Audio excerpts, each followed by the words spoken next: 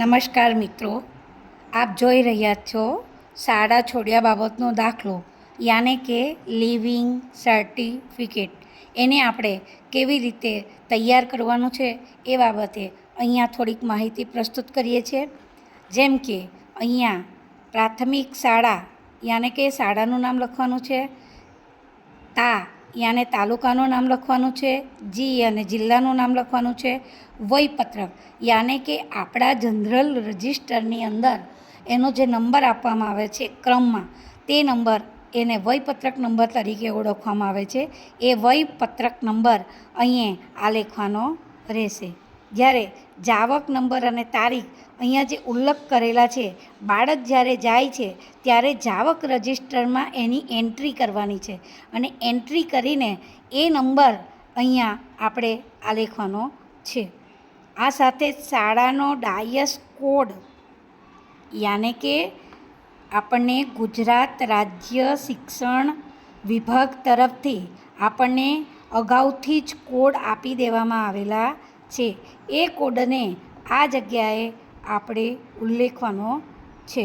ત્યાર પછી વિદ્યાર્થીનું પૂરેપૂરું નામ યાને કે આપણા જનરલ રજિસ્ટરની અંદર બાળક જ્યારે આપણે એડમિશન લે છે તે સમયે આપણે તૈયાર કરેલું જે રજિસ્ટર છે એને જનરલ રજિસ્ટર કહેવામાં આવે છે. એ જનરલ રજિસ્ટર અનુસાર અહીંયા વિદ્યાર્થીને પૂરેપૂરું નામ અહીંયા નોંધવાનું છે. એમાં કોઈ પણ પ્રકારની રસવઈ દીર્ઘાઈ રસવાવાળું દીર્ઘાવાળુંની ભૂલ અહીંયા કરવાની નથી. આ ખાસ ચેતવણી છે આપણા માટે.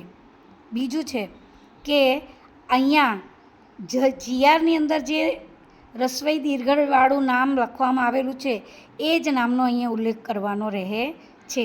જ્યારે પિતાનું અહીંયા પૂરેપૂરું નામ આલેખવાનું રહે છે.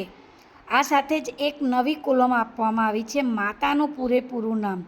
માતાનું પૂરેપૂરું નામ અહીંયા આપણે લખવાનું છે એટલા માટે કે જ્યારે વાલી તરીકે હવે માતા પણ આ બાળકની એક પૂરેપૂરી વાલી છે, એટલે અવશ્ય માતાનું નામ અહીંયા આલેખવાનું રહે છે. એમાં કોઈ પણ પ્રકારની ભૂલ કચાશ કે માહિતી ચલાવી લેવામાં આવતી નથી.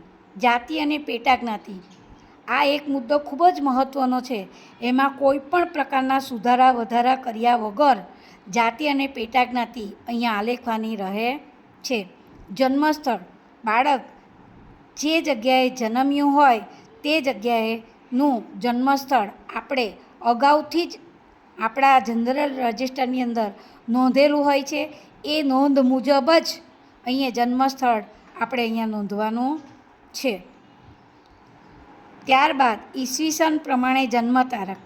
બાળક જ્યારે શરૂઆતની અંદર શાળામાં પ્રવેશ કરે છે ત્યારે એની જન્મ તારીખ આપણે લેતા હોઈએ છીએ અને એ જન્મ તારીખને અનુસંધાને આપણે બાળકને શાળામાં પ્રવેશ આપીએ છીએ. એ અનુસંધાને એમની જન્મ તારીખ અહીંયા આપણે નોંધણી કરવાની છે. તે પછી એ જ જન્મ તારીખને શબ્દોમાં અને આંકડામાં, અર્થાત એટલા માટે શબ્દોમાં અને આંકડામાં બંને નોંધણી કરવાની છે કે આ બાળકની જન્મ તારીખને કોઈ પણ ચીટિંગ ન કરી શકે. એટલા માટે એને શબ્દોમાં નોંધણી કરી હશે તો આ બાળકની કોઈ પણ જગ્યાએ ચીટિંગ થઈ હશે તો શબ્દોમાં એની ખબર પડી જશે.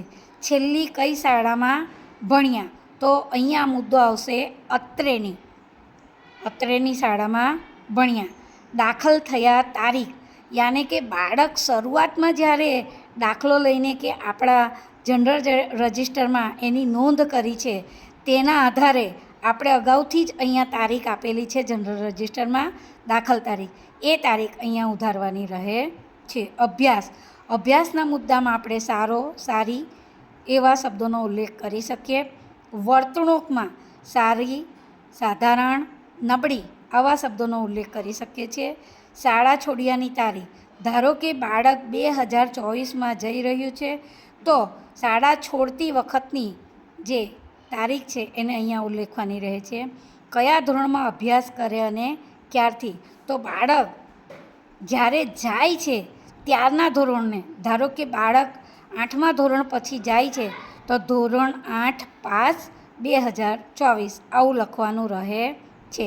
એને શબ્દોમાં પણ અહીંયા લખવાનું રહે છે કે જેથી બાળક સાથે કોઈ પણ પ્રકારનું કે આ એલસી સાથે કોઈ પણ પ્રકારના ચેડા થઈ શકે નહીં. શાળા છોડવાનું કારણ આપણે અહીંયા બતાવવાનું છે અન્ય શાળામાં ભણવા જવાથી, ઉપલું ધોરણ ન હોવાથી, શાળા છોડવાથી, બરાબર. યુઆઈડી નંબર, શાળાના ડાયસ કોડ સાથે બાળકને ગુજરાત રાજ્ય પ્રાથમિક શિક્ષણ ભવન તરફથી આપણને બાળકના યુઆઈડી નંબર આપી દીધેલા છે. એ યુઆઈડી નંબરને અહીંયા લખવાના ફરજિયાત ધોરણે છે. શેરોની અંદર આપણે આ સર્ટી આપ્યા બદલ કોઈ પણ પ્રકારની ફી લેવામાં આવી નથી. આ સાથે સમગ્ર દાખલાની અંદર કોઈ પણ પ્રકારની ભૂલ વર્તાય તો એ ભૂલમાં ગોળ રાઉન્ડ કરી લાલ શાહીથી મુખ્ય શિક્ષકે એને કાઉન્ટર સાઇન તરીકે લાલ સહી કરીને આ પત્રક પર એને પ્રમાણિત કરવાનું રહે છે. તે સાથે જ બાળકની તારીખ, માસ અને વર્ષને આલેખીને મુખ્ય શિક્ષકે એને પ્રમાણિત કરીને આ પ્રમાણપત્ર વાલીને પહોંચાડવાનું હોય છે. ત્યાં સાથે જ વર્ગ શિક્ષકની પણ સહી લઈને આ પ્રમાણપત્રને આપણે શાળા છોડ્યાના પ્રમાણપત્ર કે એલસી તરીકે વાલીને આપવાનું થતું હોય છે.